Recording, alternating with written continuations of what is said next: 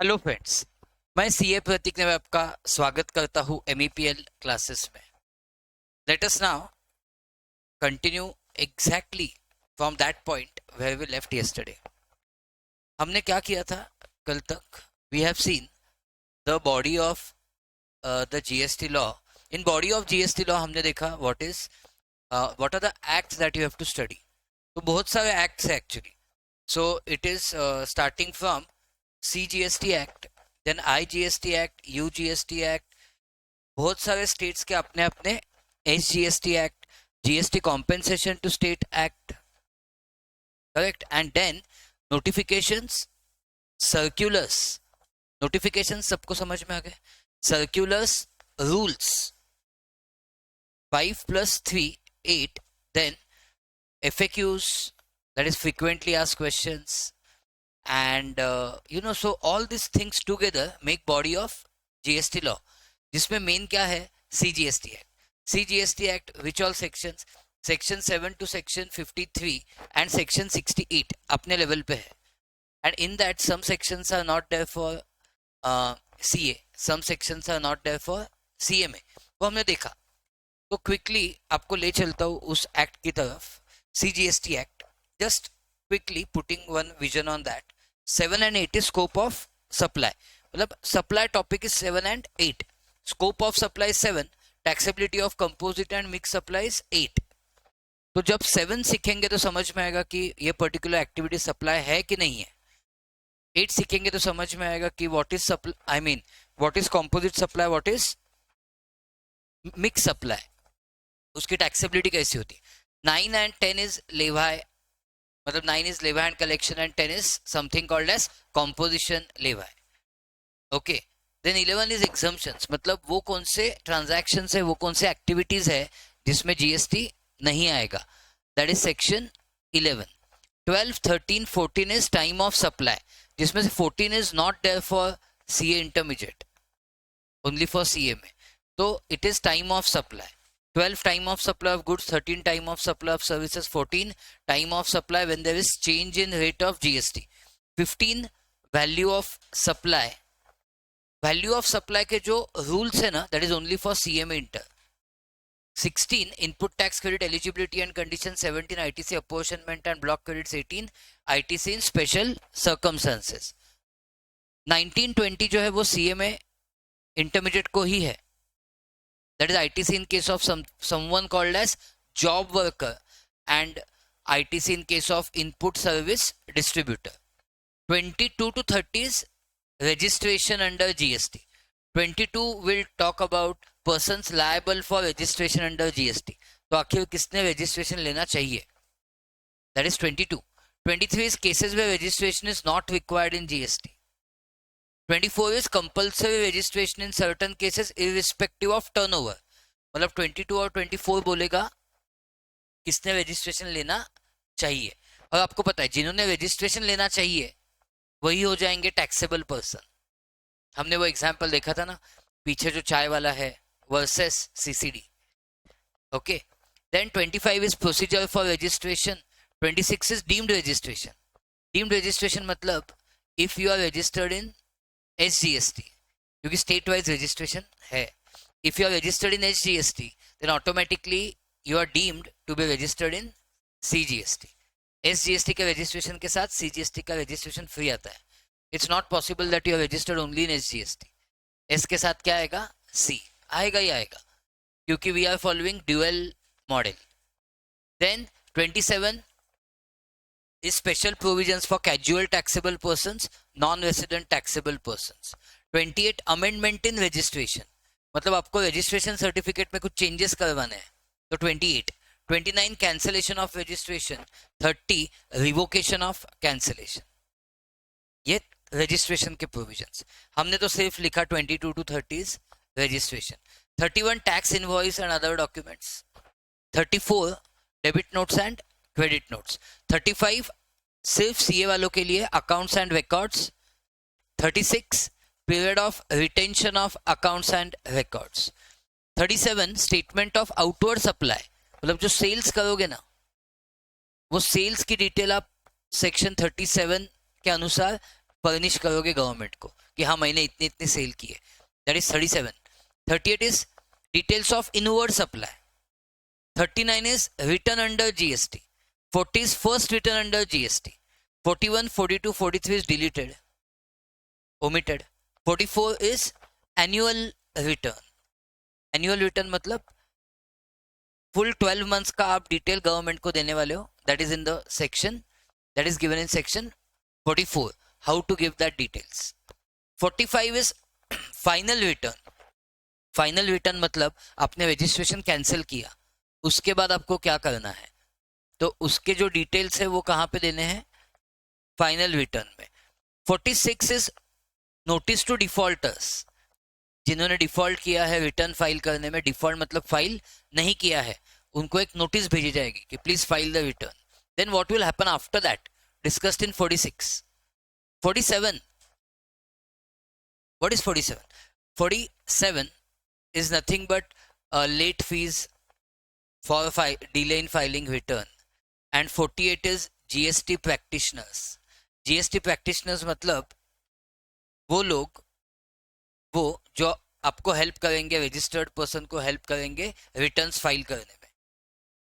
those are GST practitioners. तो उनके provisions 48 में दिए हुए हैं. 49 payment of GST. 50 interest for delay in payment of GST. 51 TDS in GST. कुछ ट्रांजैक्शंस में TDS आएगा GST में. 52 TCS in GST. 53 transfer of credits. 54 से लेके रिफंड स्टार्ट होता है, वो सब फाइनल लेवल में है. 59 से असेसमेंट चालू होता है, फाइनल लेवल में वो सब कुछ. अब डायरेक्टली यहाँ पे 68 में जाना है, which is electronic way bills, E way bills. मतलब जब गुड्स एक जगह से दूसरी जगह पे भेजे जाते हैं तो उसके लिए ऐसा सोचो कि पास निकालना पड़ता है. ऐसे नहीं कि कहीं से भी गुड्स कहीं पे भी लेके जा सकते हैं. You have to make a pass for that.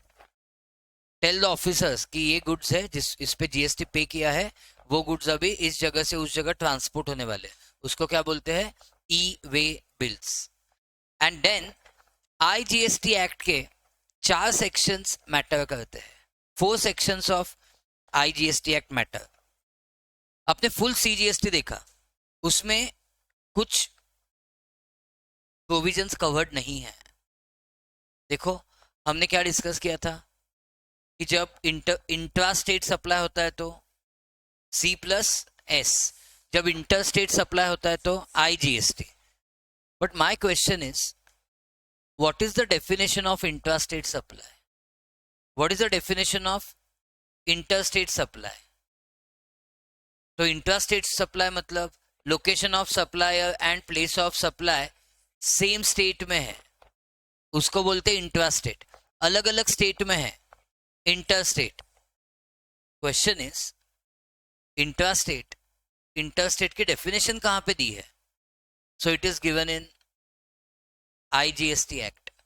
Intrastate is defined in, interstate is defined in section 7. Interstate is defined in section 8. And then how to identify place of supply वो दिया गया है 10, 11, 12, 13. कौन से एक्ट का? IGST. And then export क्या होता है दिया गया है सेक्शन 16 में. So this all you have to study. तो 24 सेक्शन ही है IGST एक्ट में, उसमें से हमें बहुत ही लिमिटेड पढ़ने हैं. So if I talk about what you have to study in IGST Act, Section 5. Section 5 is leva and collection. Leva and, आप बोलोगे एक बार पढ़ा है लेवा एंड कलेक्शन, बट ये किसका लेवा एंड कलेक्शन है? IGST का. वो सेक्शन 9 में जो देखेंगे वो किसका होगा? CGST का. ये फर्क है दोस्तों.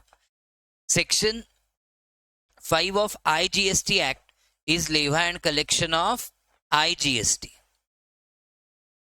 Clear? So you can compare it with, पता है compare with what? Compare with section 9 of, compare with section 9 of CGST Act. तो एक्चुअली आज हम 9 पढ़ने वाले हैं, तो 9 के साथ साथ ही क्या पढ़ेंगे? 5. 9 of 9 of CGST act and 5 of IGST act, इनको हम एक साथ पढ़ सकते हैं. Then section 6, it is exemptions in GST. क्या है section 6? Exemptions under IGST. But इसको आप किसके साथ पढ़ सकते हो? नहीं, वहां पे compare with section 11 of CGST act. In short इन दोनों को आपको अलग से पढ़ना नहीं है. इन शॉर्ट उन दोनों को आपको अलग से पढ़ना नहीं है. What is section 7?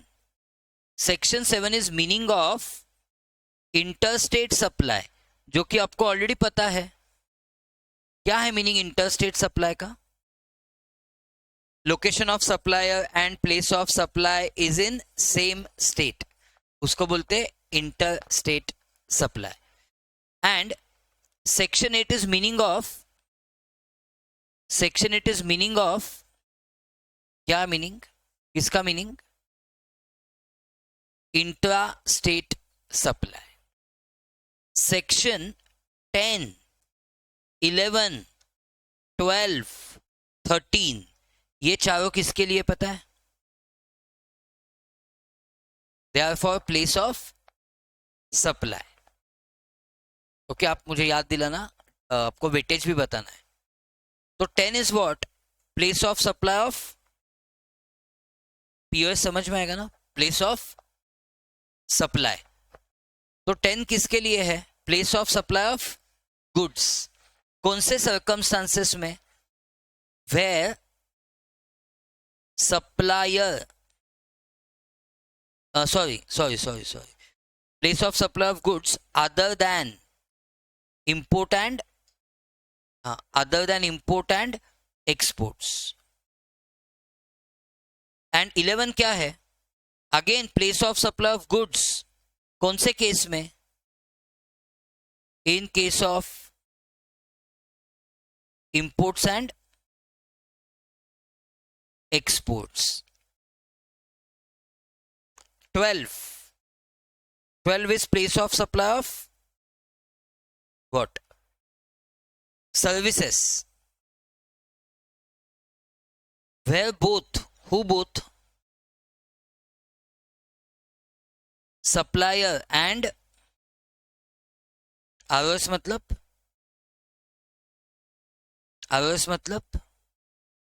recipient of supply.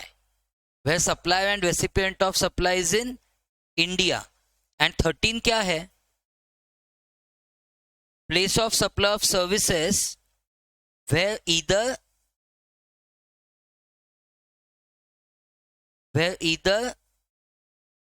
supplier or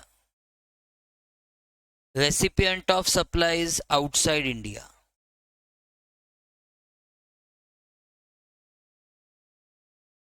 Where either supplier or recipient of supplies outside India. एक आपको यहाँ पे बात बताता हूँ, 11 and 13 जो है ना, is only for CMA. Is only for CMA.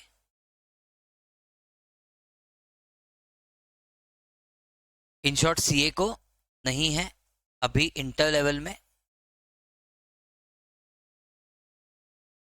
And section 16 is something called as zero rated supply. Zero rated supply मतलब exports. Any exports, any what? Exports is zero rated. Any exports or supply to a unit in special economic zone.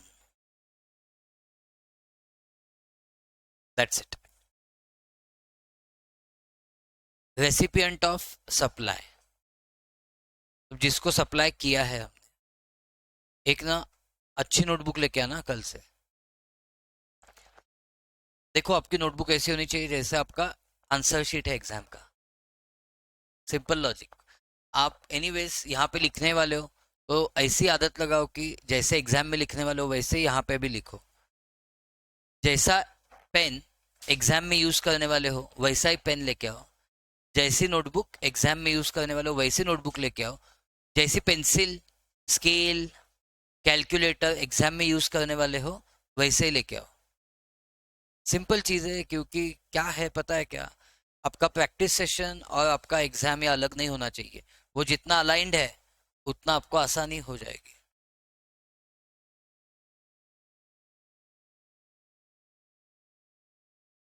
Okay, weightage बताओ आपको, can I tell you weightage of things?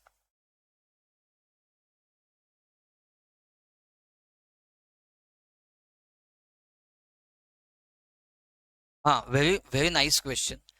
IGST लगता है on interstate supply, ये उनका लेवाई में दिया हुआ है सेक्शन 5 में। But meaning of interstate and meaning of intrastate is given in IGST act. Meaning IGST act में देके रखा है, लेकिन चार्ज होते वक्त सिर्फ इंटरस्टेट पे आएगा। क्योंकि आप अगर स्कोप ऑफ सप्लाई सोचोगे, सप्लाई क्या है उसका मीनिंग देखे रखा है सेक्शन 7 ऑफ सीजीएसटी एक्ट में। अभी सप्लाई क्या है वो फिर से डिफाइन नहीं किया आईजीएसटी एक्ट में, लेकिन इंट्रास्टेट सप्लाई का मीनिंग और इंटरस्टेट सप्लाई का मीनिंग देके रखा है आईजीएसटी एक्ट में। वैसे सिर्फ मीनिंग देके रखा है।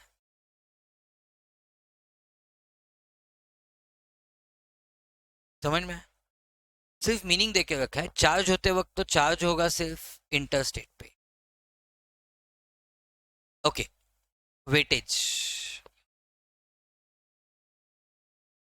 क्या? अच्छा अच्छा, अ, बता दो। स्पेशल इकोनॉमिक जोन, एसईजेड का फुल फॉर्म होता है स्पेशल इकोनॉमिक जोन। ये as good as foreign territory होते हैं, इंडिया में ही होते हैं, but as good as foreign land उनको ट्रीट किया जाता है। तो वहां पे आपने कुछ गुड्स बेचे तो it is as good as export.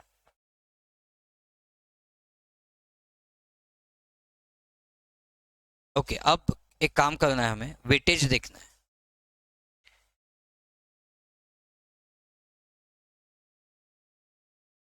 तो या फिर ए बी सी कैटेगरी में डालेंगे, वेटेज भी देखेंगे, ए बी सी कैटेगरी में भी डालेंगे।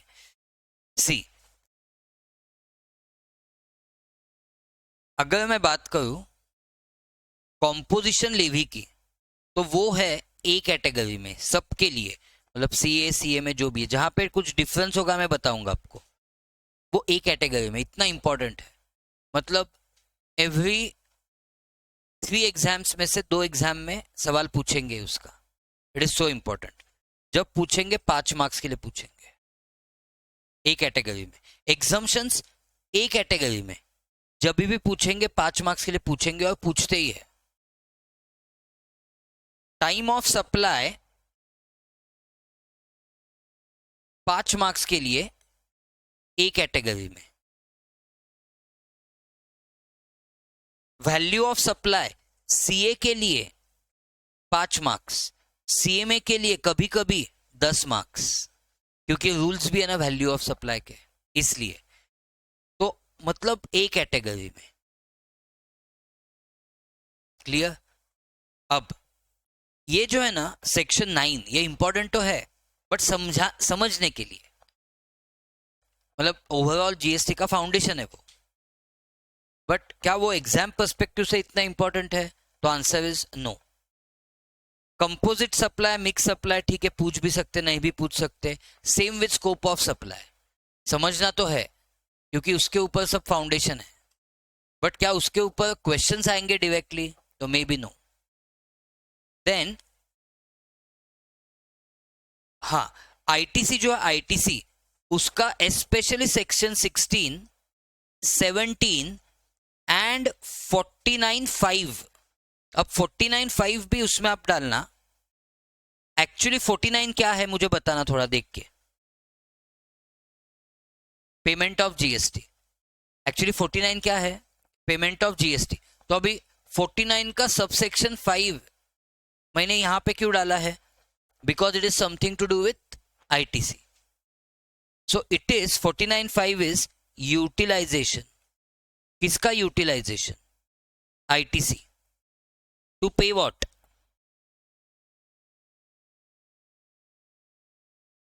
हाँ, utilisation of ITC to pay output tax. मतलब मैं आईटीसी यूज कर रहा हूं किसके लिए? टू पे आउटपुट टैक्स, मतलब जीएसटी। तो अभी मैंने जो यहां पे लिखा है ना और सर्कल किया है 16, 17 का स्पेशली सबसेक्शन 5 एंड 49.5, ये जो तीन चीजें हैं उनका ही वेटेज 10 मार्क्स है एंड ए कैटेगरी में।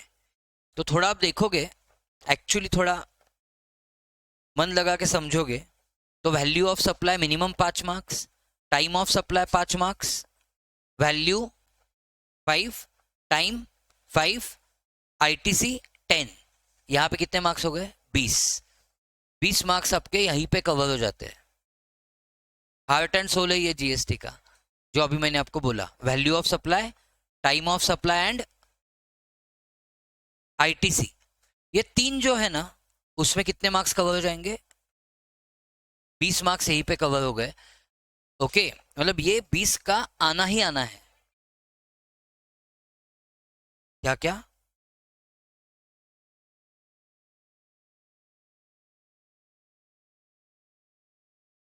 19-20 is only for CMA and 16, 17, 18 is CA CMA दोनों के लिए।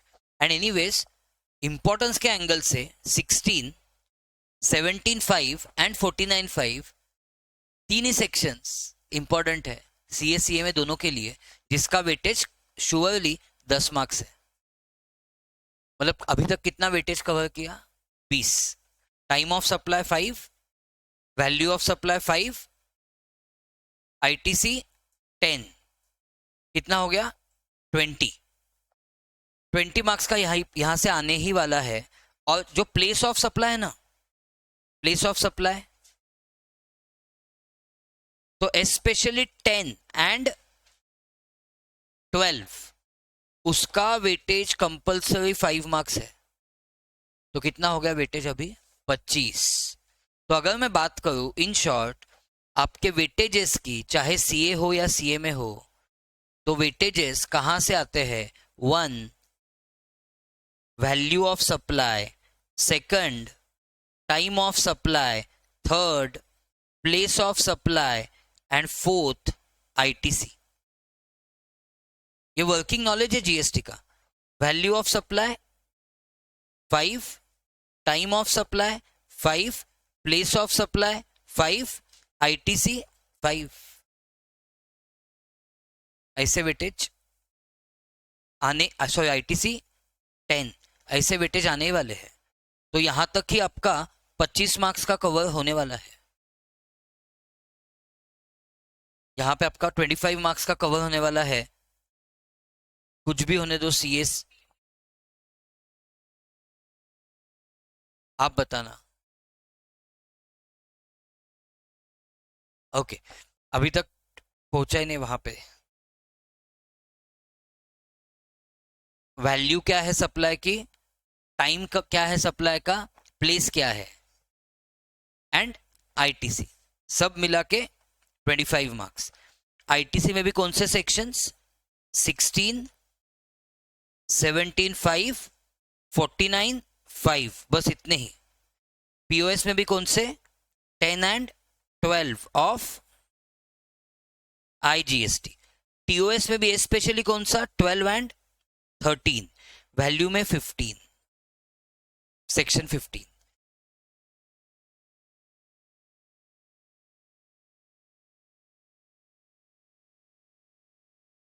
क्योंकि थोड़ा मतलब समझ लोगे आज ही कि इस पे कितना फोकस करना है, तो आसान हो जाएगा एग्जाम भी और जीएसटी को डिकोड करना भी आसान हो जाएगा। Make sense? ये कॉमन है यहाँ पर, यहाँ तक। चाहे आपकी एग्जाम सीए हो या सीए में हो, कोई दिक्कत नहीं है, यहां तक कॉमन है। Shall we go ahead? अब अगर यहां तक समझ में आया है तो इसके बाद रजिस्ट्रेशन टॉपिक जो है ना, रजिस्ट्रेशन, इसका वेटेज है 5 मार्क्स दोनों के लिए। रजिस्ट्रेशन का वेटेज है 5 मार्क्स दोनों के लिए।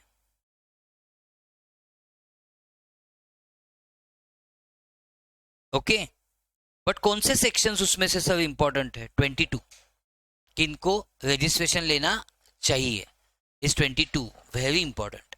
22 में से भी सबसेक्शन 1, बहुत टाइम उसका डिस्कशन चलेगा, प्लस 27, ये 2 सेक्शंस अति इंपॉर्टेंट हो जाएंगे, उसमें से 5 मार्क्स का आने वाला है।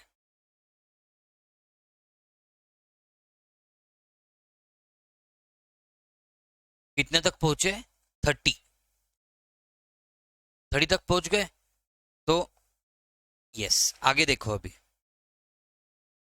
टैक्स इनवॉइस, डेबिट नोट का 5 मार्क्स का आने वाला है। Tax invoice, debit note and returns, देखो तीनों मिला के, मतलब इसको थोड़ा बी कैटेगरी में डाल सकते हो। अभी तक यहां पे क्या हुआ, इनको कौन से कैटेगरी में डाला? ए। इनफैक्ट यहां तक, हाँ यहां तक तो ए कैटेगरी में डालना है, मतलब अनअवॉइडेबल। ओके, यहां पे भी मैंने क्या बोला आपको? Tax invoice plus debit credit notes plus e way bills, plus e way bills, इन तीनों का मिला के आने वाला है 5 मार्क्स का। इन तीनों का मिला के 5 मार्क्स का, मतलब 31, 34 एंड 68। ओके, थोड़ा बी कैटेगरी में डाला तो भी चलेगा।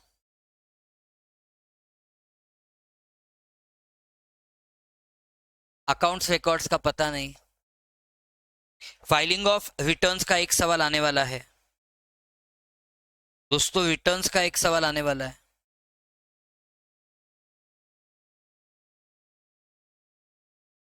हाँ, credit notes, debit note, credit notes, returns is 37 to 48। Accounts records का पता नहीं। रिटर्न्स में भी क्या आने वाला है? बेसिकली फॉर्म नंबर्स, सब form numbers and due dates, ऐसे पूछते हैं। रिटर्न्स के बाद क्या है? पेमेंट है 49, 50s, interest for delay in payment of GST, सब सी कैटेगरी में चला जाएगा। देन सिर्फ सीए के लिए वो जो है ना, टीडीएस, टीसीएस, ओनली सीए, वो उनके लिए 5 मार्क्स का है ही, बट अभी कुछ नहीं लिख रहा वहां पे।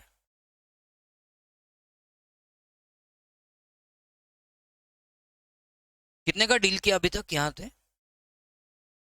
25, 30, 40 का हो गया, 40 का हो गया। सीए, सीए में दोनों के लिए ए प्लस बी कैटेगरी। अब क्या बचता है? अब किसके लिए? अब 10 मार्क्स बचते हैं। अब जो 10 मार्क्स बचते हैं, 10 मार्क्स जो बचते हैं, TDS, TCS, only CA 5 marks. A category में डाल दो, ए कैटेगरी में, बट टीडीएस उसमें से ज्यादा इंपॉर्टेंट है, टीडीएस टीसीएस में कंपैरिजन करोगे तो। और तो लास्ट डे पे जब कंप्लीट हो जाएगा सिलेबस आपका, तब एक बार फिर से फर्स्ट सेशन देख लेना वेटेजेस के लिए। इतना किस पे? फोकस करना है, एंड हर टॉपिक स्टार्ट होने से पहले बताऊंगा उसका एनालिसिस। देन ये जो है कस्टम्स, कस्टम्स किसको है? ओनली सीए में।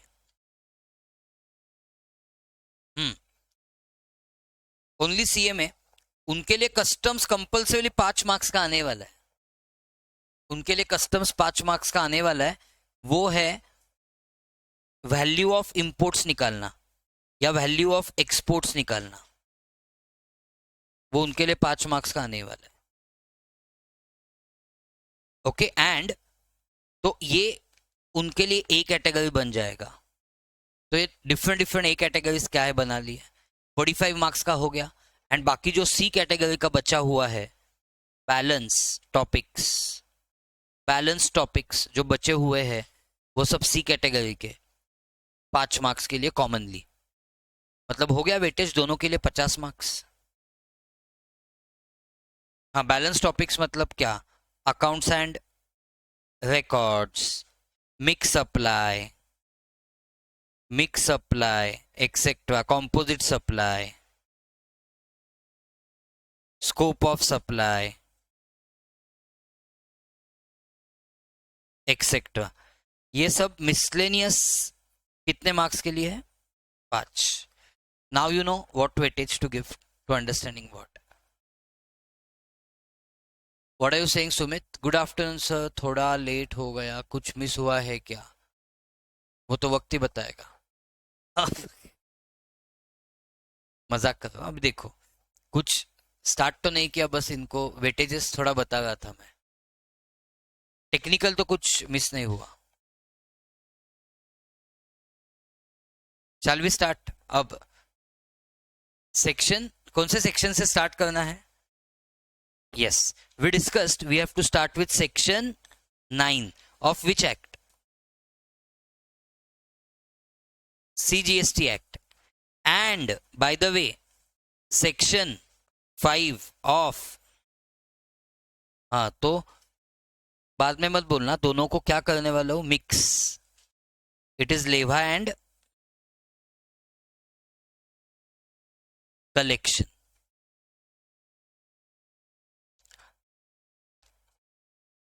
लेवा एंड कलेक्शन। स्टार्ट करूं?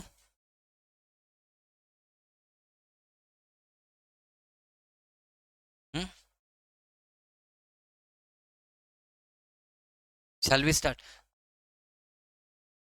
तो 9 है ना, 9 सेज देयर शाल मतलब मैंडेटरी है, कोई आप पे ऑप्शनल नहीं है। जब आप इंट्रा स्टेट सप्लाई करते हो किस चीजों का? गुड्स का या फिर सर्विसेज का या फिर दोनों का एक साथ, there shall be chargeable central goods and services tax on intra-state supply of goods or services or both। चाहे सिर्फ गुड्स का सप्लाई करो, चाहे सिर्फ सर्विसेज का सप्लाई करो, चाहे दोनों का मिला के सप्लाई करो, there shall be chargeable CGST on intra-state supply of goods or services or both। So उसमें से क्या हम निकाल सकते हैं? अभी जो डिस्कस करो आपके साथ वो 9(1) है, 9(1)/5(1). जो 9(1)/5(1) जो भी है, सेक्शन 9 सेक्शन 5 जो भी है, दोनों में 5 सब सेक्शन है। कितने? 5। मैंने आपको कल चैलेंज दिया था कि आपको भी एकदम सेक्शन वाइज याद हो जाएगा। वो सेक्शन वाइज ही नहीं, सब सेक्शन वाइज भी याद हो जाएगा। जैसे 9 में कितने सब सेक्शन है? 5। ओके, देखो 1 इज व्हाट? 1 इज देयर शाल। अब लॉक में कभी कभी शाल होता है, कभी कभी में होता है। में मतलब ऑप्शन। मैं आपको बोलता हूं, ट्रिक बोलता हूं लॉ समझने की। जहां पे गवर्नमेंट का हित है वहां पे शाल होगा, एंड जहां पे आपको कुछ फैसिलिटी देने की बात हो रही है वहां पे में होगा।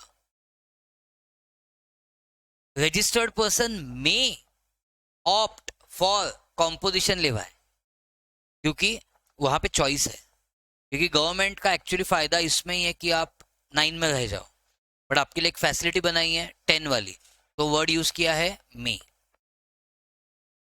उस लेवाई में वर्ड यूज किया है मे, इस लेवाई में वर्ड यूज किया है शाल। अगर आपने कुछ बेचा तो आपको बनाना चाहिए टैक्स इनवॉइस, तो वर्ड यूज होगा शाल, शाल इशू टैक्स इनवॉइस। समझ में आया?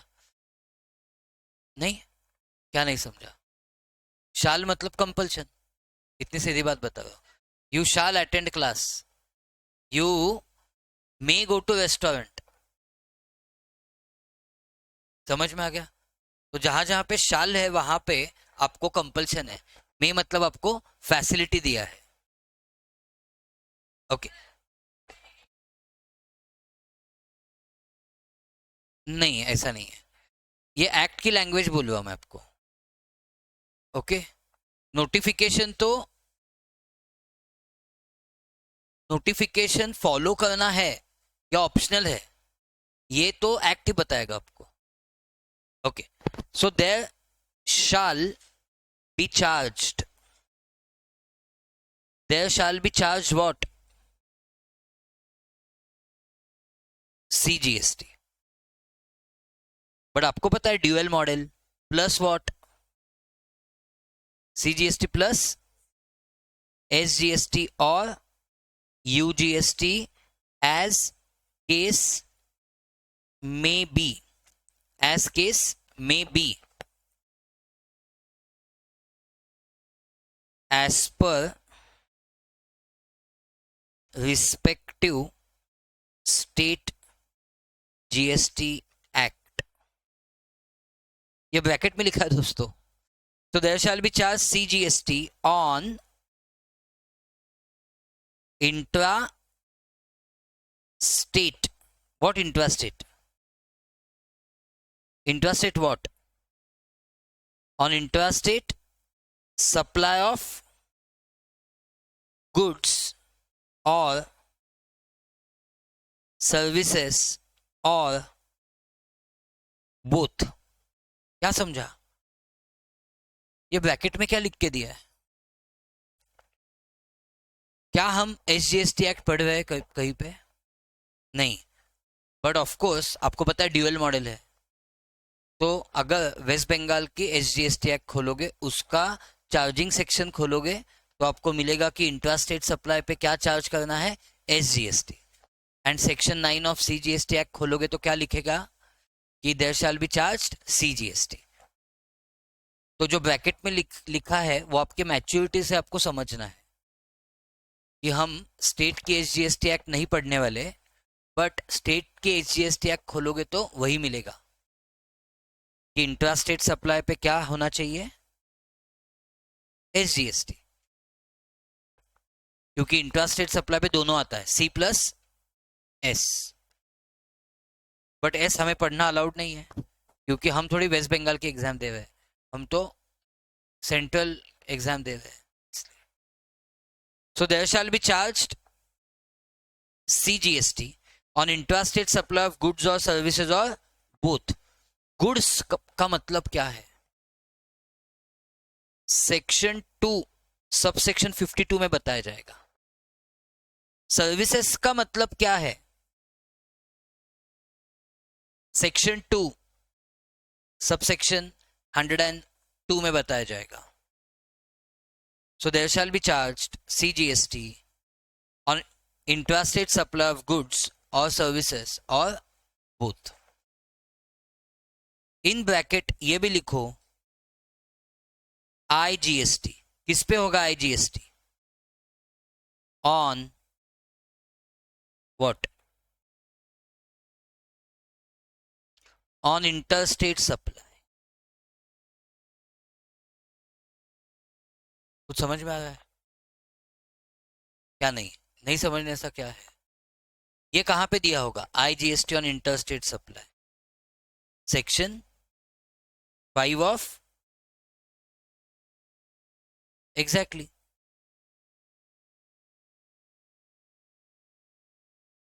इंट्रास्टेट सप्लाई पे C+S, इंटरस्टेट सप्लाई पे I. So there shall be charged CGST as per CGST on intrastate supply of goods or services or both at the rates. At the rates. Rate कहां से आएंगे? कल आपको बोला था rate of CGST कहां से आएगा? एट द रेट्स कहां से आएंगे? गूगल पे डालोगे, सर्कुलर नहीं, एक्ट भी नहीं, तो at the rates as per notification.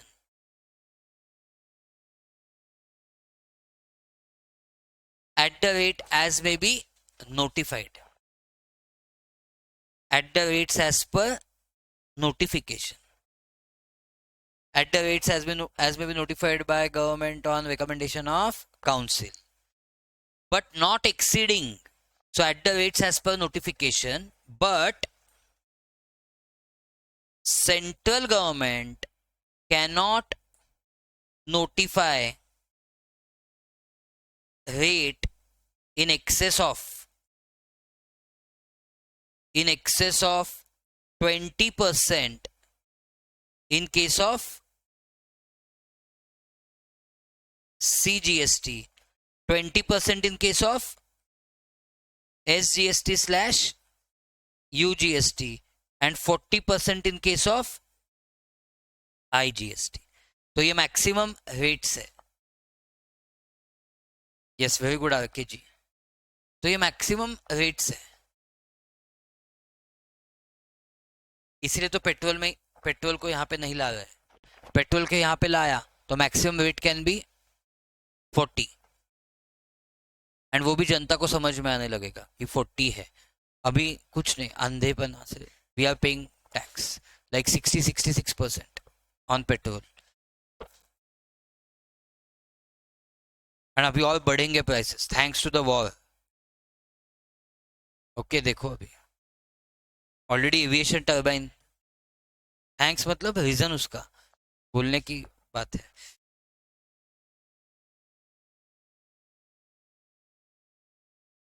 There shall be chargeable CGST on intrastate supply of goods or services or both at the rates as per notification, at the rates as notified by government on recommendation of council, not exceeding these percentages on the value. ये जो tax पे होगा, ये जो percentage लगेगा, वो percentage लगेगा on the value मतलब assessable value as computed under section. बताओ वैल्यूएशन का सेक्शन कौन सा है? On the value as computed under section 15 of CGST Act. Very good, huh? RK कौन है? Ritik Kumar. On the value as computed under section 15 of CGST Act.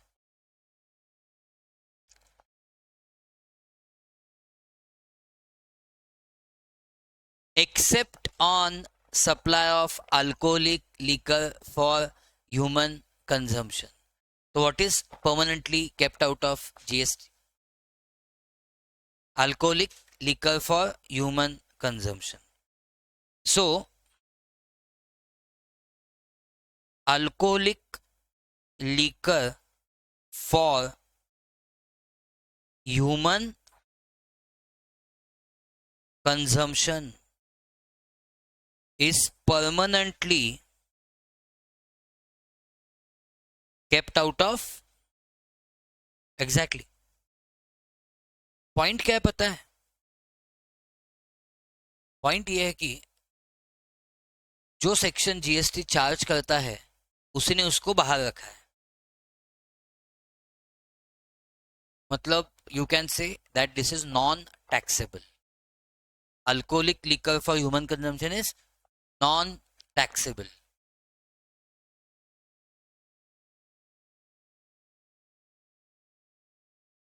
and GST will be collected from taxable person in the manner as may be prescribed.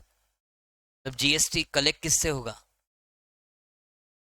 जब GST collect होगा कौन से भी goods या services पे, तो कलेक्ट किससे होगा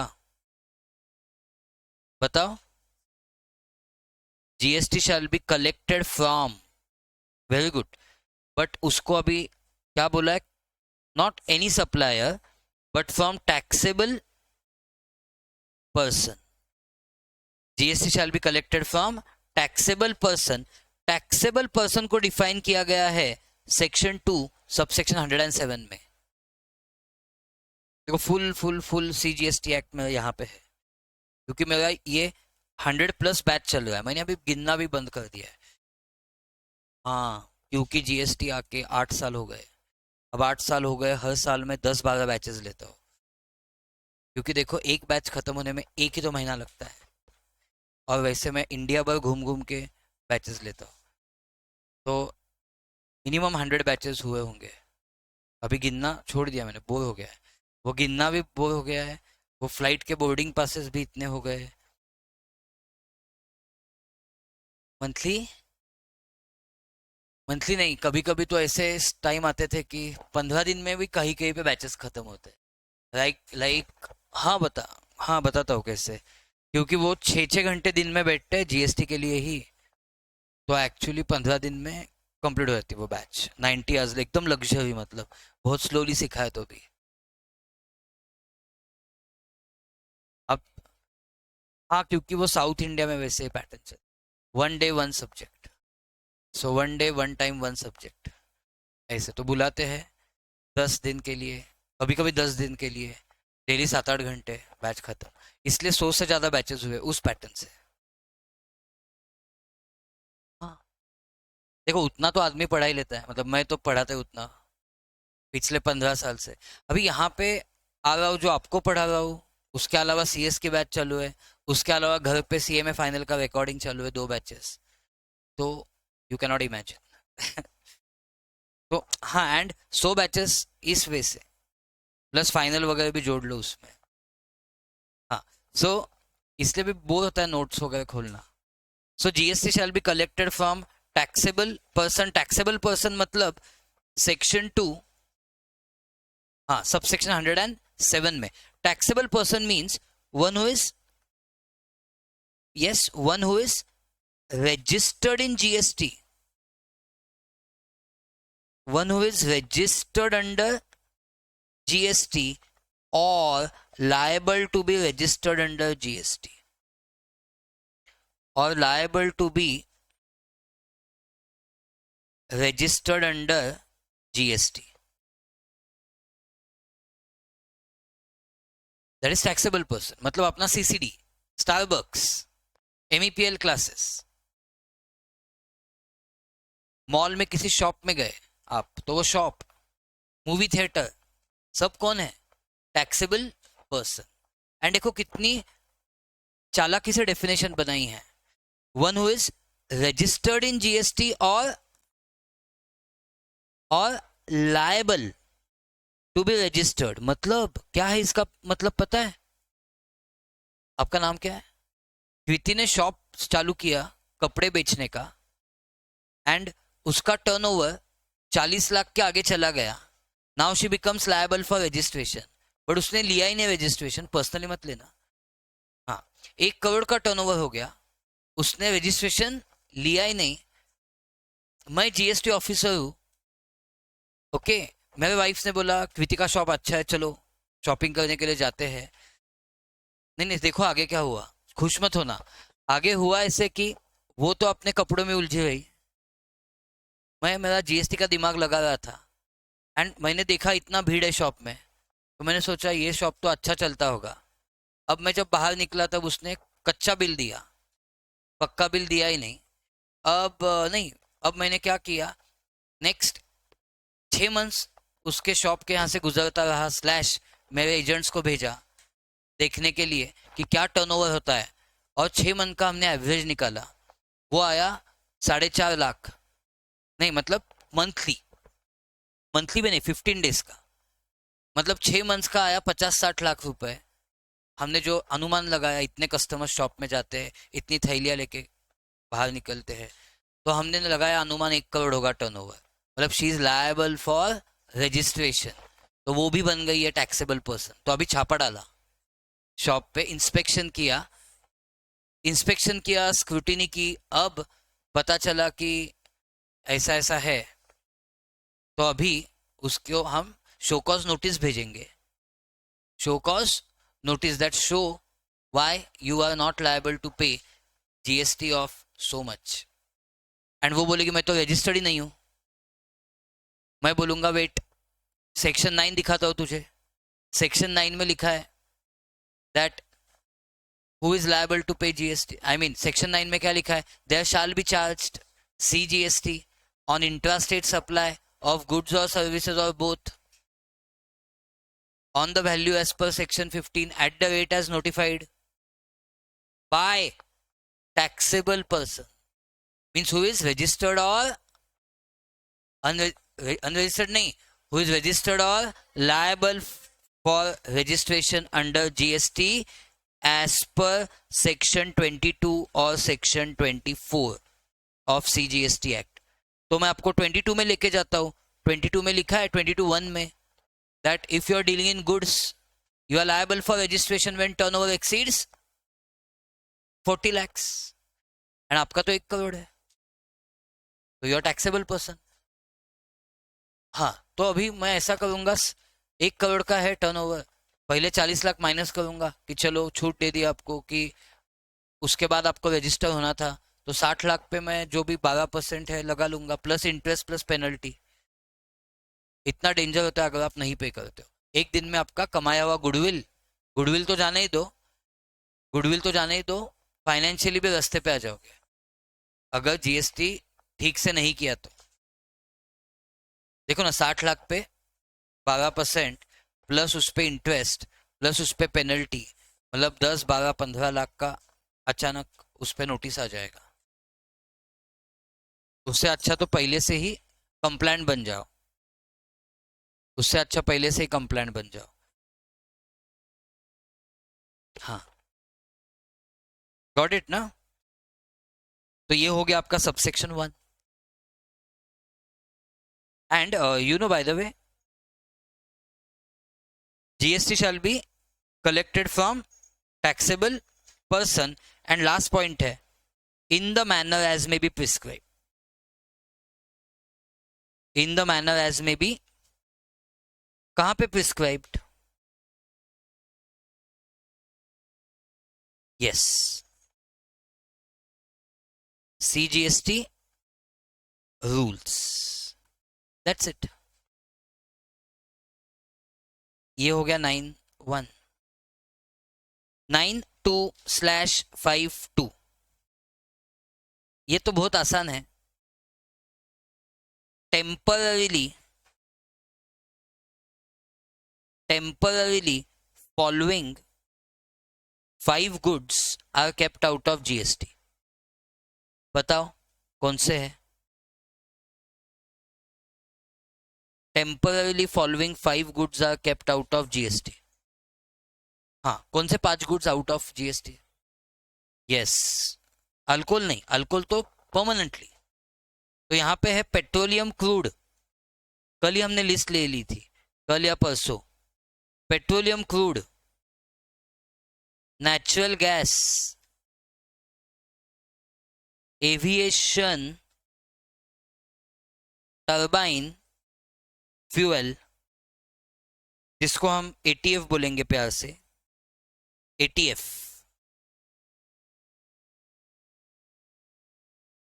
देन पेट्रोल मतलब मोटर स्पिरिट, यस मतलब पेट्रोल ही, and then high speed diesel.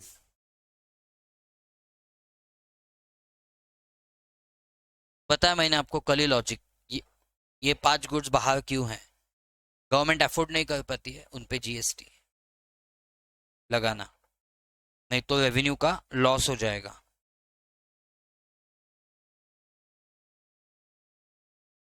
Three and 4.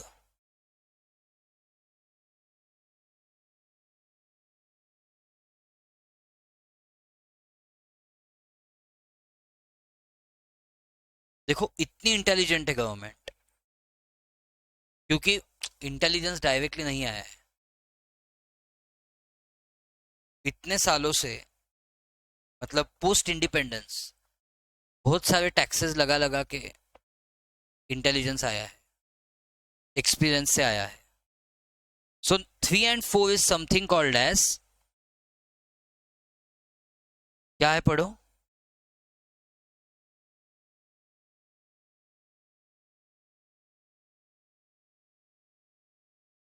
क्या है 3 and 4?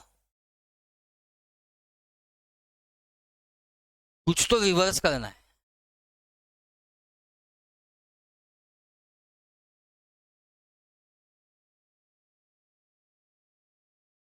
What is 3 and 4? हाँ मतलब कुछ तो उल्टा करना है, रिवर्स चार्ज मैकेनिज्म. बट उसके पहले व्हाट इज फॉरवर्ड चार्ज वो तो समझना चाहिए. But what is, what, forward charge.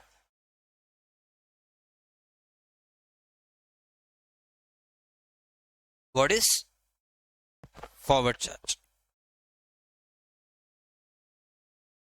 समझ लो, मैं अभी आपको क्या बता रहा हूं. व्हाट इज एफसीएम, मतलब फॉरवर्ड चार्ज मैकेनिज्म. वो क्या है पहले समझेंगे, then only we are entitled to understand reverse charge. सीधी बात है. MEPL classes, MEPL classes is giving you all services of coaching. तो साल में 1,500-2,000 स्टूडेंट्स को तो मिनिमम सर्विस दी है. यहाँ पे कौन है, सब मिला के सब स्टूडेंट्स है. गवर्नमेंट को क्या कंफर्टेबल लगता है, किससे जीएसटी कलेक्ट करना? MEPL क्लासेस से ना, कि स्टूडेंट से? MEPL क्लासेस स्टूडेंट्स पे क्या है, burden of studying GST and paying GST. Burden of GST है, बर्डन ऑफ जीएसटी है, मतलब 10,000 फीस है तो उसके ऊपर 1,800 जीएसटी है, तो 11,800 is your fees including GST. ऐसे हम आपको फीस 11,800 दिखाते हैं including GST.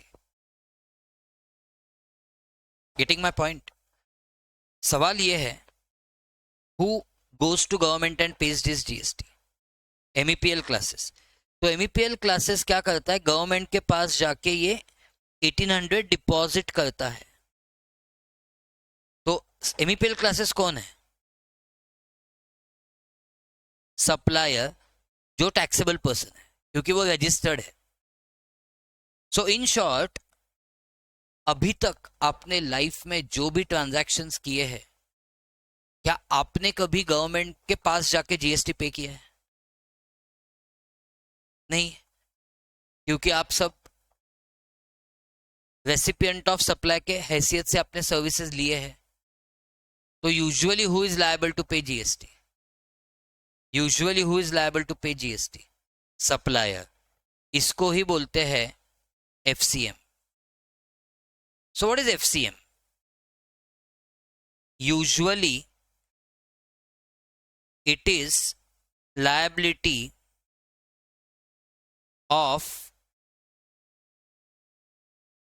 supplier to pay GST to government.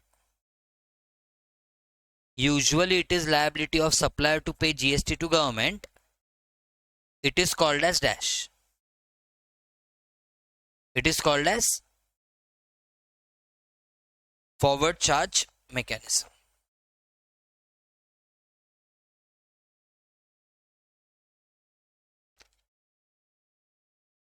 Did you all understand what is forward charge mechanism?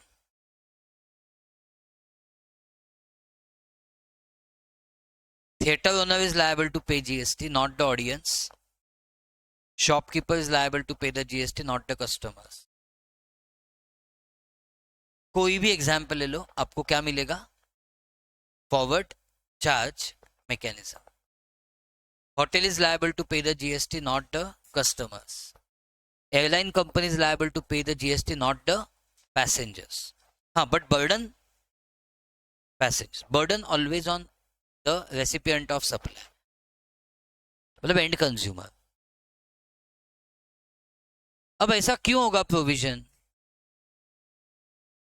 Convenience के लिए. अगर रेसिपिएंट ऑफ सप्लाई गवर्नमेंट के पास जाके पे करना लगे तो समझ लो इनकन्वीनियंस इतना बढ़ जाएगा. जीएसटी ऑफिसर्स की संख्या अभी सपोज 2000 है, तो वो बढ़ा के 20 लाख करनी पड़ेगी. तो जो जीएसटी कलेक्ट हुआ है वो उनकी सैलरीज पे करने में ही चला जाएगा. Cost of collection will be more than collection. तो कुछ फायदा नहीं है ऐसा टैक्स कलेक्ट करके. इसलिए गवर्नमेंट बोलती है हम किसके ऊपर ध्यान रखेंगे? Suppliers. We will focus on suppliers जो लिमिटेड इन नंबर है. उनको बोलेंगे हम जीएसटी आयन लेने के लिए, मतलब जीएसटी नंबर लेने के लिए उनको बोलेंगे, एंड कस्टमर्स को नहीं. एंड कस्टमर्स मस्ट वैसे कंज्यूम करते रहे. Make sense? तो this is FCM. But now what is RCM? However, in कौन से केसेस? पढ़ लो, in which cases? however in notified cases it is liability of recipient of supply to pay GST to government. इसको क्या बोलते हैं?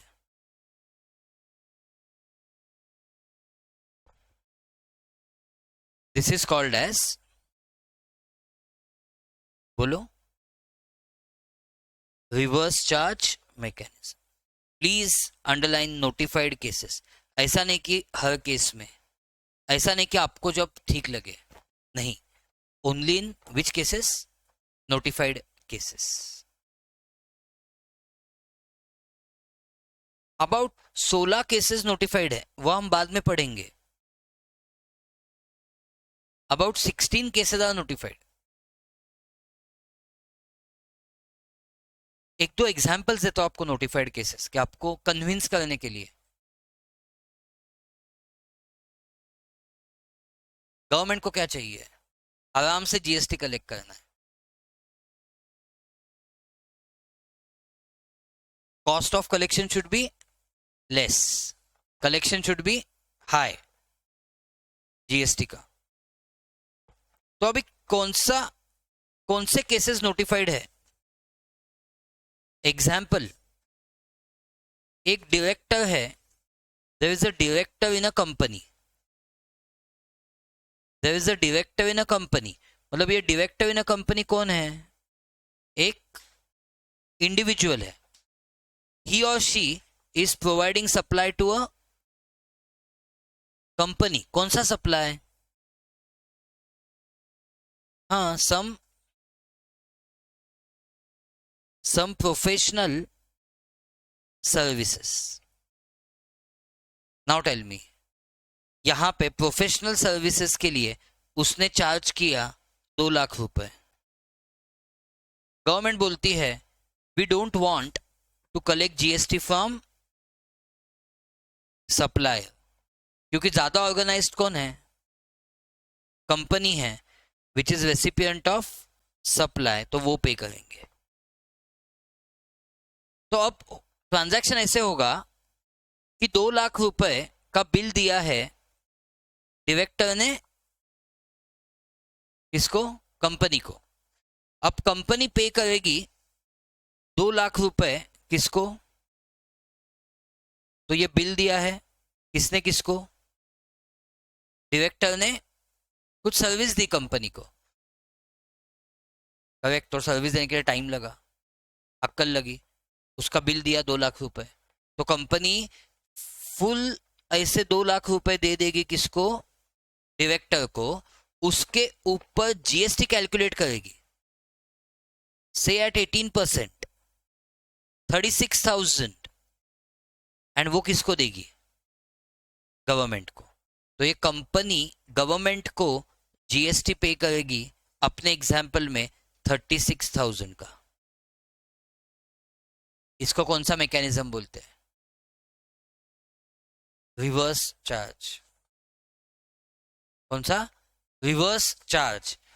Because forward charge में कौन पे करता है? सप्लायर। रिवर्स चार्ज में कौन पे करता है?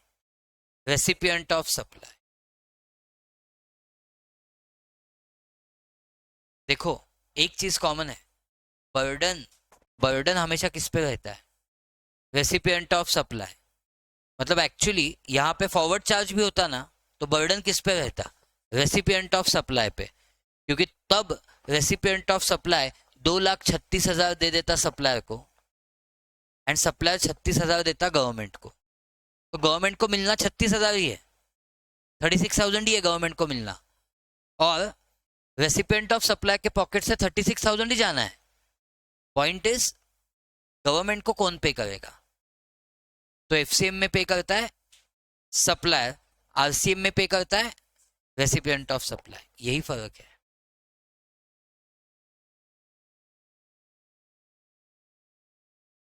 बिहाफ बिहाफ नहीं, लायबिलिटी किसकी है? अगर सपोज कंपनी ने पे नहीं किया 36,000, सो कल जाके सप्लायर को कोई प्रॉब्लम नहीं है, लायबिलिटी किसकी थी? तो ऑन बिहाफ बिहाफ नहीं, liability shifted to company, liability shifted on recipient of supply. FCM में लायबिलिटीज ऑफ सप्लायर दिमाग में फिक्स कर दो। यूजुअली 99.9999% केसेस में लायबिलिटीज ऑफ सप्लायर, कुछ चुनिंदा केसेस में, गिने चुने केसेस में liabilities of recipient of supply.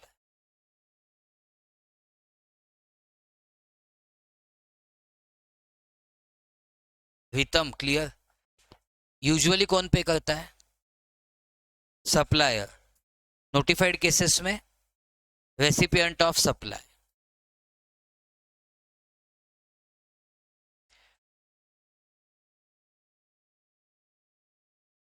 हाँ, very very nice question, very nice question. तो ऐसे केसेस में सप्लायर को कंपल्शन नहीं है इनवॉइस देने का। वो एक सादे डॉक्यूमेंट, सीधा डॉक्यूमेंट दे सकता है। वो कौन सा डॉक्यूमेंट देता है? इमटेरियल है, क्योंकि लायबिलिटी किसकी है? Recipient of supply.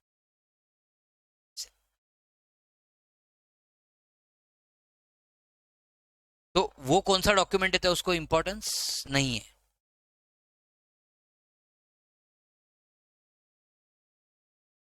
Ritam clear? तो ऐसे बाकी 15 एग्जाम्पल्स है, वो बाद में देखेंगे, अभी उसमें दिमाग इन्वेस्ट नहीं करेंगे।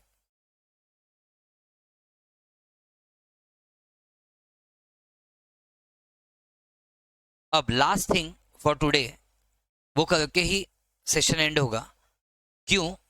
अभी तक कौन कौन से मैकेनिज्म देखे? FCM and RCM. अब जो मैकेनिज्म आ रहा है, it's very different. It is called as liability of e-commerce operator to pay GST। क्या बोलते हैं उसको?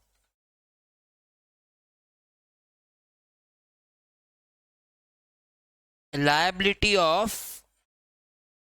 ECO to pay GST। अब देखो, आपको लगेगा कि कुछ केसेस में सप्लायर, कुछ केसेस में recipient of supply, but business इतना सिंपल नहीं है। कुछ केसेस में ऐसा होता है कि सप्लायर भी ऑर्गेनाइज नहीं होता है, कस्टमर भी ऑर्गेनाइज नहीं होता है। आपको एग्जांपल बताता हूं मैं। उस दिन मैं घर से निकला, पुणे एयरपोर्ट जाने के लिए, क्योंकि मुझे कोलकाता की फ़्लाइट लेनी थी। तो जैसे मैं बैठा कैब में, तो लाइक आई वॉज लाइक, वो उसने मुझे कुछ पूछा, आप कहाँ पे जा रहे हो? मैं बोला ऐसे ऐसे कोलकाता, ऐसे 1 मंथ के लिए। वो एकदम सरप्राइज हो गया, 1 मंथ के लिए। मैं बोला हाँ, मैं रहता हूँ वहाँ पे, साल के 4 महीने हो गए। वो बोला इतने टाइम क्या करते क्या वहाँ पे? तो मैंने बोला आई टीच। सो कौन सा सब्जेक्ट वगैरह? तो मैंने बोला जीएसटी। उसको पता ही नहीं था व्हाट इज जीएसटी। मतलब वो कौन है? Supplier of cab service. उसको पता ही नहीं था जीएसटी क्या है। वाह! तो अभी गवर्नमेंट क्या एक्सपेक्ट करेगी उससे जीएसटी कलेक्ट करने का? आप सोचो, मैं एंड कंज्यूमर हूँ, मैं तो बहुत लग्जरियस सर्विस ले रहा हूँ कि मुझे तो मेरे डोर स्टेप पे कैब आ रही है। तो I am recipient of supply and I am okay to pay GST on this transaction. I am okay to have burden of GST in this transaction, क्योंकि एनीवेज मैं 500 खर्च करूंगा उस कैब के लिए, तो मैं और 25 देने के लिए तैयार हूँ। 525 भी लेंगे तो मुझे प्रॉब्लम नहीं है, क्योंकि मुझे कन्वीनियंस चाहिए उस वक्त। उस वक्त कौन मुझे आएगा एयरपोर्ट छोड़ने के लिए? You tell me. ऐसे एक ही बार साल में जाता तो आते मम्मी पापा। अभी तू तो क्या, हर 2 महीने में एक बार जाएगा। तो वो भी कितना उनको सताऊं मैं, राइट? उनका एज देख के। या वाइफ थोड़ी आएगी, वो बोलेगी जा तू, एक तो जा रहा है। कितनी बार वैसे नीचे तक गेट तक आती हूँ बाय बाय करने के लिए, एट द मोस्ट। ओके। तो वो सब थोड़ी आएंगे अपना ये सब छोड़ के, how much ever they love me. But point ये है कि मुझे तो खुद का अरेंजमेंट देखना है, तो मैं तैयार हूँ 525 पे करने के लिए, 25 रुपए जीएसटी। बट मैं एंड कंज्यूमर हूँ, मैं थोड़ी चालान बनाऊंगा 25 रुपए का। तो मुझसे कलेक्ट करना पॉसिबल नहीं है। कैब वाले को पता ही नहीं जीएसटी क्या है। अब गवर्नमेंट कलेक्ट तो करना चाहती है, तो वो पकड़ती है ओला को। ओला, उबेर, रैपिडो। आपने किनके हेल्प से कैब बुक किया? वो है ई कॉमर्स ऑपरेटर, वो है एग्रीगेटर। तो liability to pay GST is of aggregator, liability to pay GST is of Ola, Uber, Rapido, Yatri साथी।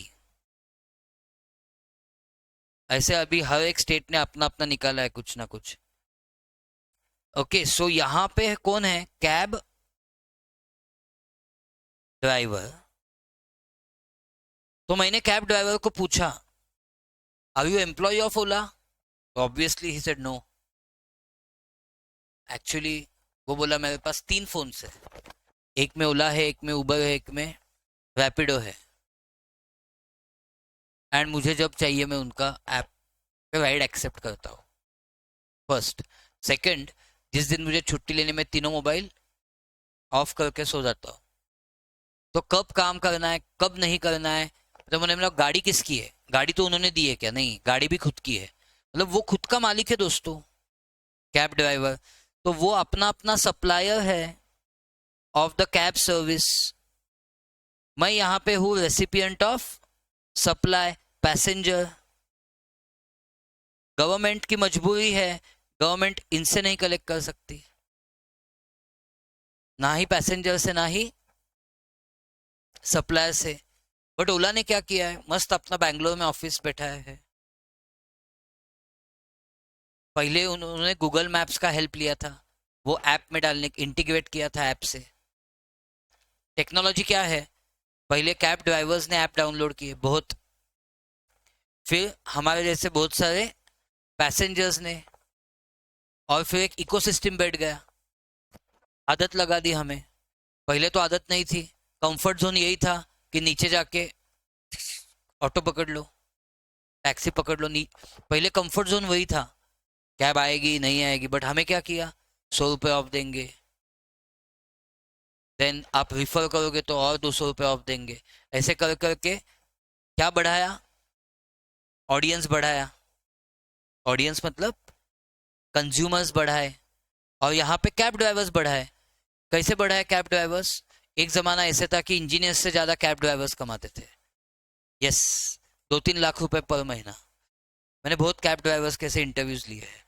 तो एक कैब ड्राइवर ने लैंड लेके उस पर अभी बिल्डिंग वगैरह खड़ी की है बेस्ड ऑन ड्राइविंग। तो क्योंकि बहुत था कि 12 राइड्स हो गए दिन में तो इतना इंसेंटिव, हफ्ते में इतने हो गए तो इतना इंसेंटिव, तो उनका 1.5-2-3 लाख तक कमाई पर मंथ का हो गया था। बट देखो ये स्ट्रेटेजी थी। एक बार आ गए ना बहुत ड्राइवर्स यहाँ पे, उनको इनकम की आदत लग गई। एक बार बहुत पैसेंजर आ गए, उनको कंफर्ट की आदत लग गई। अब इंसेंटिव स्टॉप ड्राइवर्स के, ऐसा भी हुआ है। तो I am not saying it's a good option. नहीं तो कल से क्लास का स्ट्रेंथ 2-3 सब लगे ड्राइविंग में। No, it's that's not what I am trying to tell you. समझ में है ना? हाँ हाँ, yes. So liability to pay GST is of ECO. इसको बोलते ईसीओ, इलेक्ट्रॉनिक कॉमर्स ऑपरेटर। इनको एग्रीगेटर भी बोलते हैं। क्या बोलते हैं? एग्रीगेटर। उन्होंने एग्रीगेट किया है सब पैसेंजर्स को और सब कैब ड्राइवर्स को एक ही प्लेटफॉर्म पे।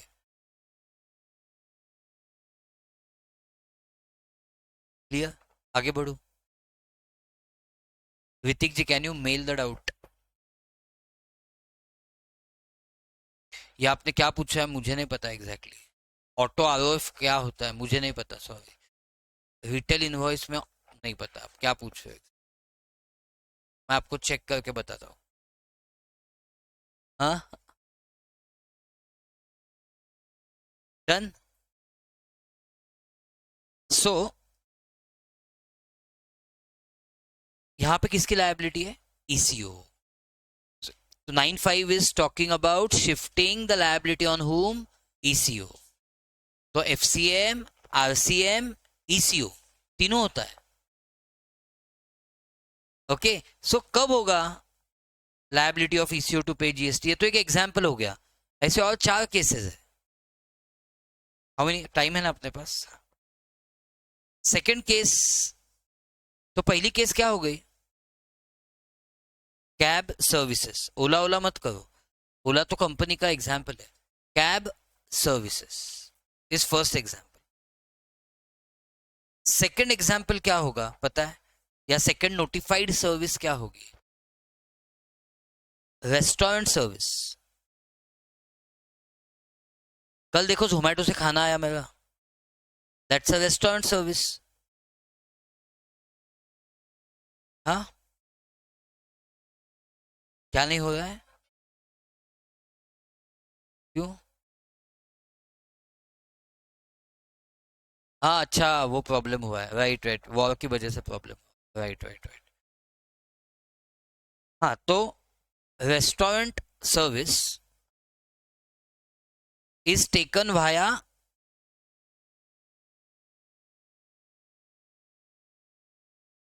स्विगी एंड जो भी आपको ऐसे एप्स पता है, it is taken by customer. तो अभी क्या होता है, गवर्नमेंट बोलती है हमें इन पे ज्यादा विश्वास है। आई नो रेस्टोरेंट्स तो बहुत एजुकेटेड होंगे, बट स्टिल लायबिलिटी शिफ्ट किस पे की गई है?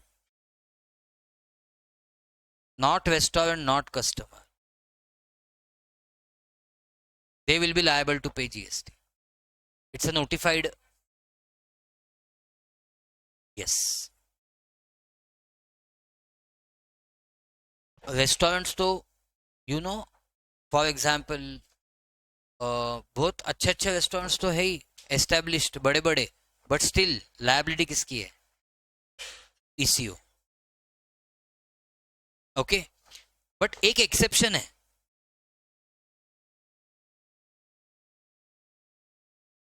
तो रेस्टोरेंट सर्विसेज समझ में आ गया? Okay, restaurant services liability of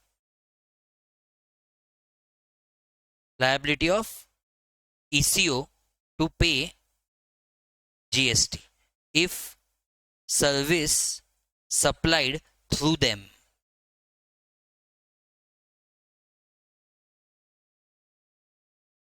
कल याद दिलाना, इनवॉइसेस दिखाऊंगा जोमेटो के, ओला के इनवॉइसेस दिखाऊंगा आपको। ओके। हाँ, मैंने,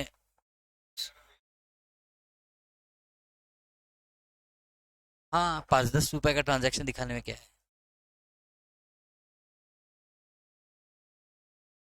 जीएसटी उतना ही है ना उसमें। अरे छोटे छोटे ट्रांजैक्शन दिखाने में क्या है। तो अभी रेस्टोरेंट में थोड़ी आधी नेटवर्थ खत्म हो रही है। ओके। हाँ, सो रेस्टोरेंट सर्विस समझ में आ गया।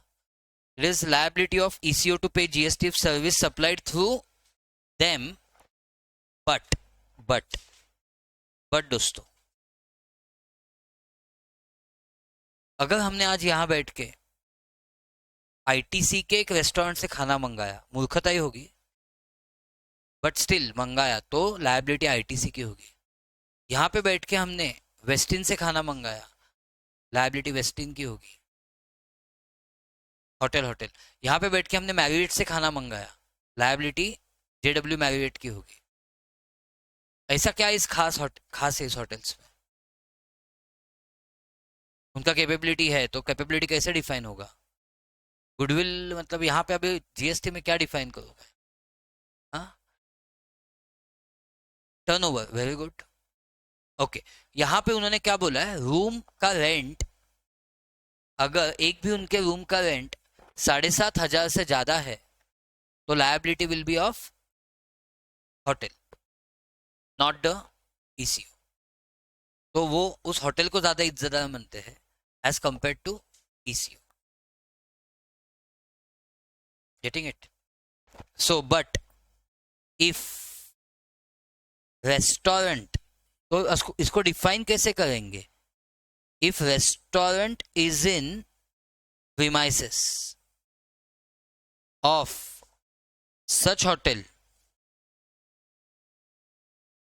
if restaurant is in premises of such hotel which provides accommodation, which provides accommodation services by charging rupees, by charging amount exceeding, कितना बोला था, by charging amount exceeding rupees 7,500 per room per day। है ITC में 7,500 से आगे ही है। हाँ हाँ, 13-14 तक भी आता है। आई वेंट, बहुत बढ़िया है। दो है उसमें ना, एक रॉयल बंगाल, एक सोनार। सो बहुत मतलब स्टाफ भी बढ़िया है, बहुत अच्छा। मतलब कहाँ पे गया था मैं, रॉयल बंगाल, तो they allowed me access in Sonar also, just to check कैसे पर, मजा आया था। एंड नहीं, अनएक्सपेक्टेड क्या है, जो मतलब बिल्कुल ही मैंने एक्सपेक्ट ही नहीं किया था, इज उसके रूम से व्यू डायरेक्टली खेती का आता है। मतलब ऐसे लगता है कि हम आउट ऑफ द सिटी है, बहुत अच्छा व्यू आता है। That was surprise factor.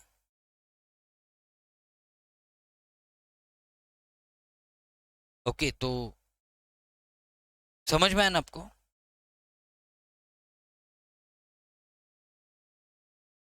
तो वहां पे लायबिलिटी किसकी है, उसमें लायबिलिटी किसकी है। Therefore, in such cases, whose liability?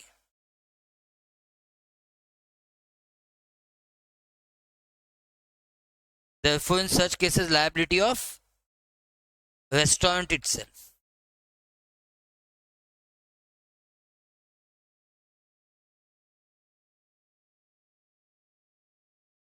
to pay GST. Therefore, in such cases, liability of restaurant itself to pay GST. Okay, अभी नेक्स्ट कितने हो गए सर्विसेज? 2. थर्ड वन, थर्ड का एग्जाम्पल ऐसे है, देयर इज इलेक्ट्रिशियन. ये सपोज एसी बिगड़ गया, तो उसको रिपेयर करने के लिए सपोज इलेक्ट्रिशियन बुलाना है, तो हम मोस्टली आजकल अर्बन कंपनी पे बुक करेंगे इलेक्ट्रिशियन की सर्विस. तो आपको क्या लगता है, इलेक्ट्रिशियन लायबल होगा जीएसटी पे करने के लिए? हाँ, तो इलेक्ट्रिशियन भी लायबल हो सकता है, but if electrician is unregistered in GST, तो लायबिलिटी किसकी होगी? अर्बन का. आप इलेक्ट्रिशियन से नहीं कलेक्ट कर सकते, आप कस्टमर से नहीं कलेक्ट कर सकते. सो पॉइंट इज, इसको क्या बोलते पता है? House keeping services. कौन सी services? House keeping services provided by whom? Provided by unregistered persons under GST. Who is liable? ECO. अब हाउसकीपिंग सर्विसेज के बाकी एग्जांपल्स क्या है?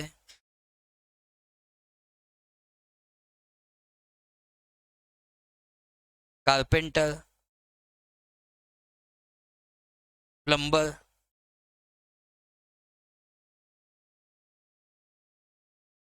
क्या हुआ हंसने को? क्या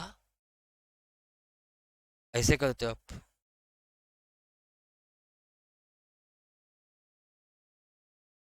Liabilities of ECO to pay GST in such cases.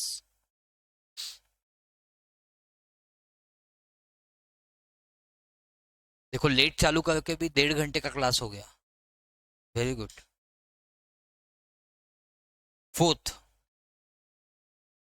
Example नहीं, 5 नोटिफाइड सर्विसेज है, तो एक का एग्जाम्पल नहीं चल रहा है, अलग अलग सर्विसेज चल रहे हैं. पहला था कैब, दूसरा, हाँ हाँ, पहला था मोटर कैब, दूसरा रेस्टोरेंट, तीसरा housekeeping service, and next is, देखो एक बस ऑपरेटर है यहां पे,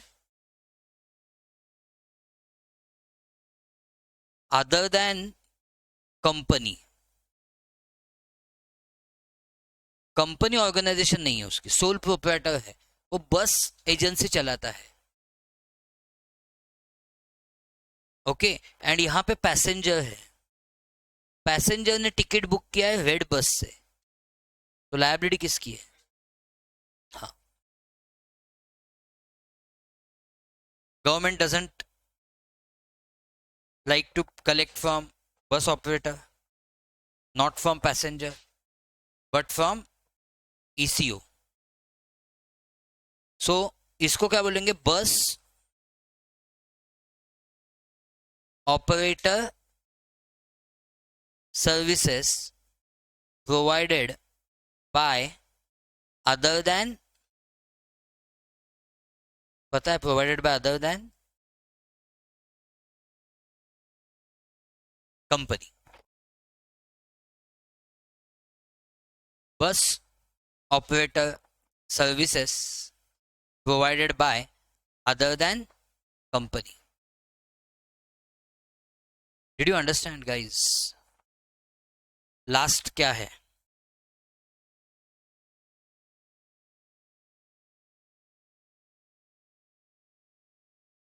एक बचा अभी. क्या बचा अभी?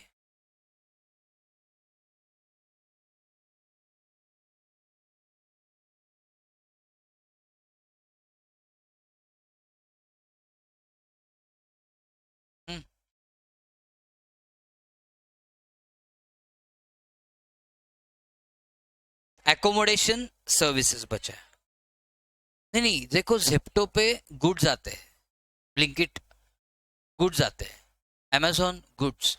ये 95 सिर्फ नोटिफाइड सर्विसेज के लिए है, notified services supplied through eco, goods के लिए नहीं है। तो नेक्स्ट इज एकोमोडेशन सर्विसेज, मतलब यहां पे एकोमोडेशन सर्विस प्रोवाइडर है। एकोमोडेशन सर्विस प्रोवाइडर है मतलब एक होटल है या एक बंगलो है, एंड यहां पे कस्टमर है। Now who is liable to pay GST? But आपने बुक किया है भाया एयरबीएनबी। एयरबीएनबी नाम का एक ऐप है, पता होगा सबको। एयरबीएन की नाम का एक ऐप है विच allow us accommodation service provider to list their house on Airbnb। मतलब पॉइंट ये है कि जहां पे एक बंगलो है, कोलकाता में मैं जहां पे रहता हूँ बंगलो है, तो नहीं खुद का नहीं है, सुनो बात को सुनो फुल। तो एक बंगलो है, उस बंगलो में उन्होंने क्या किया है कि इतना उनके पास स्पेस है, एंड वो ओनर रहते एकदम टॉप फ्लोर पे। उन्होंने पहले 3 फ्लोर्स उन्होंने इतना अच्छा यूटिलाइज किया है स्पेस, पहले 3 फ्लोर्स उन्होंने ऐसे रूम्स निकाले, एंड उनका इंडिपेंडेंट लैंड है, उनका इंडिपेंडेंट स्पेस है। तो उन्होंने क्या किया है, वो सब स्पेस एयरबीएनबी पे लिस्ट किया है। They have listed all this space on Airbnb. तो मेरे जैसे लोग जिनको लॉन्ग टर्म लाइक 1 महीने के लिए वगैरह चाहिए, तो I may not go to hotel, मुझे वो मतलब नहीं होता suit.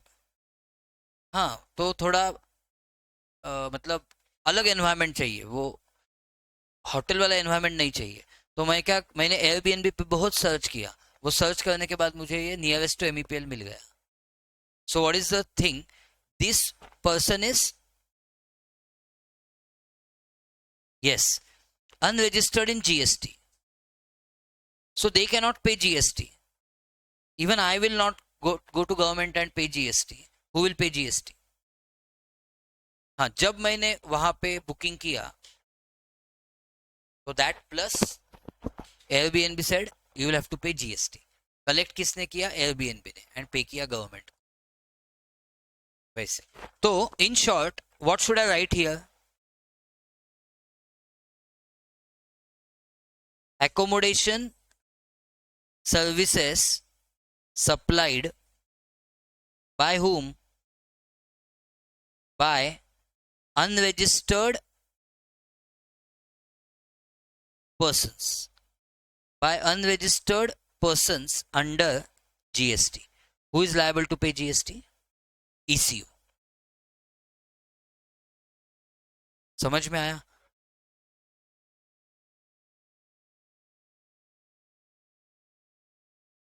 Understood? So, in short, what is 95? Now tell me what is 95. What is 95? Tell me. 95 क्या है? हाँ, liability of ECO to pay GST in case of notified, not any service. कल जाके नॉट एनी सर्विस, हाँ, only with service, notified service. कल जाके कोई लड़की ब्यूटी पार्लर की सर्विस लेती है through app, it is liability of beauty parlour to pay GST. आपको ब्यूटी पार्लर सर्विस नोटिफाई की गई है क्या? नहीं। तो जो सर्विस नोटिफाई की है वही। सो liability of ECO to pay GST in case of notified services supplied through it. Make sense? Yes or no? Liability of ECO to pay GST in case of notified services supplied through it. तो 95 को 2 प्रोविजोज है। क्या है? 2 दो क्या है? प्रोविजोस मतलब exceptions.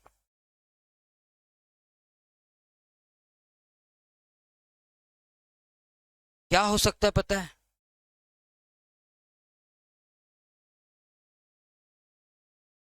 ऐसा हो सकता है कि वो जो ईसीओ है वो इंडिया के बाहर है, मतलब उनका इंडिया में कोई फिजिकल प्रेजेंस है ही नहीं। एक यूएस में आदमी बैठा है, कनाडा में बैठा है, उनको लगा कि इंडिया में इस टाइप की सर्विस दी जा सकती है, तो they made a app, and वो ऐप बस क्लाउड पे डाल दिया, अपना अपना काम चालू हो गया, सिस्टम्स बना लिए, फिजिकली ऑफिस इंडिया में है ही नहीं। ऐसा भी हो सकता है। तो अभी जीएसटी कौन पे करेगा?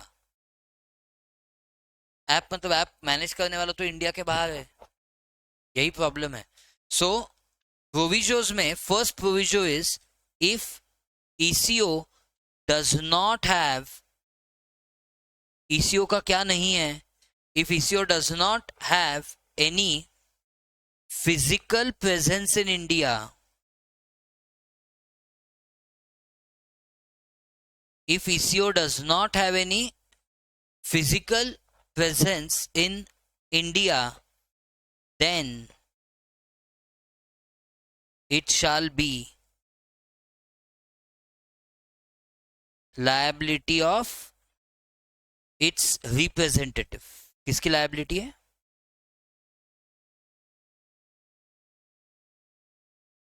Then it shall be liability of its representative in India to pay GST. अगर ईसीओ का इंडिया में क्या नहीं है, ऑफिस है ही नहीं, तो किसकी लायबिलिटी होगी? Representative in India to pay GST.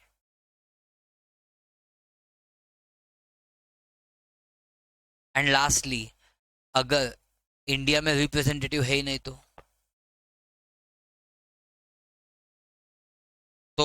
Government इतना स्ट्रिक्ट हो जाता है, वो बोलता है आप बहाने मत देना, रिप्रेजेंटेटिव अपॉइंट करना, and it will be liability of that appointed representative to pay GST. बहानेबाजी नहीं चलेगी। एक तो आप खुद पे करो, खुद नहीं हो इंडिया में, रिप्रेजेंटेटिव को पे करने को बोलो, इनकम टैक्स के लिए रिप्रेजेंटेटिव होगा, कुछ बिजनेस मैनेज करने के लिए होगा, उसको पे करने को बोलो, उसकी लायबिलिटी है। मतलब पे करने को बोलो भी नहीं, उसकी लायबिलिटी है, पे नहीं हुआ तो वो जेल में जाएगा। अब समझ लो बात को, इतना स्ट्रिक्ट है गवर्नमेंट, नहीं तो प्रोविजन बना के फायदा ही नहीं है। तो second is what? In case, in case ECO is not having fixed place of business in India and no what? And no representative in India, तो क्या होगा? Then it shall, yes, then it shall appoint a representative.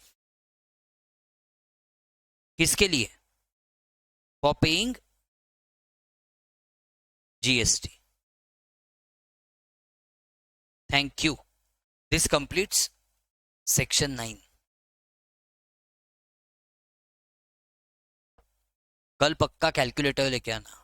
आज भी लाए होंगे, I don't know, but जो भी नहीं लाए हो कल प्लीज कैलकुलेटर लेके आना। सेक्शन 15 करना है। What is 15? Value of supply. Value मतलब will have to do some calculations, compulsorily get calcies. हमारे पास दो है यहाँ पे, but still you should get your calcies, दो एक्स्ट्रा है अपने पास। Clear all of you? तो एक छोटा सा पॉइंट है कि घर जाके 15 मिनट निकाल के रिवाइज करना है, बस 15 मिनट देना है आज, 15 मिनट से ज्यादा नहीं लगने वाला है time. Okay, friends, can I end the session?